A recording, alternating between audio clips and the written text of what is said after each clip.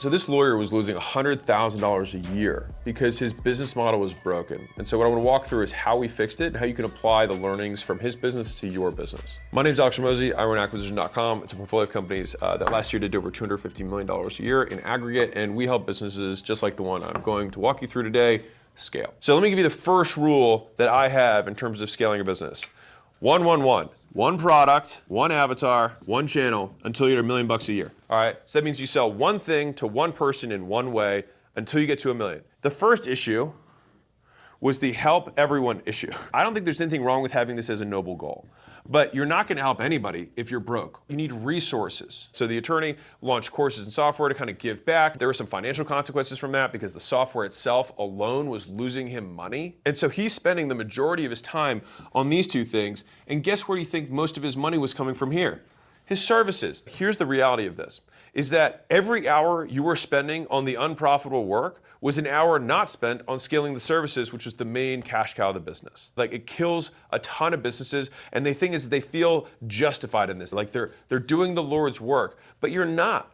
You're fooling yourself because you're not willing to confront the harder issue, which is that you don't know how to focus and you don't know how to say no. And it also means you don't know how to say no to customers because you cannot sell everyone. Even if you give everything away for free, you'll have people who complain. So people complaining is going to be a constant in business. You might as well have them complain and be profitable and help the people who are swimming towards you. And this is actually pretty near and dear to me because when I met Layla, my wife, she was a trainer, and she actually had this bleeding heart syndrome, if you will. And she was like, I just want to build a company where people really love working and I just want to help a lot of people. And I said, do you think it's possible that you will be able to help more people if you make money? And she thought about it for a while and she was like, yeah, I think so. And so that was actually one of the first conversations we had on our first date that led into all the things that we have today. And so this is what we did to solve problem number one. We killed the vampire, all right?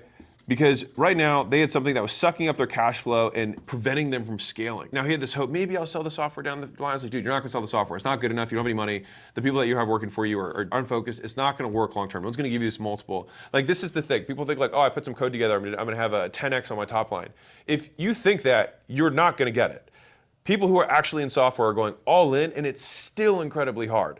The second thing is we took the education business and I said, okay, well, what if we could use that to just drive more into the services? So we repositioned the very cheap education as free education, and then that allows people to ascend themselves into the services. And so this gives you a very powerful front end that gets spread from word of mouth. You can also advertise it, but ultimately we just know that that's going to drive more people into this community where he was teaching things. And then they're like, you know what? This sounds like a lot of work. I'd love to have you do it. And the third thing we did is that, okay, if we've killed the vampire, we repositioned the education to drive the services,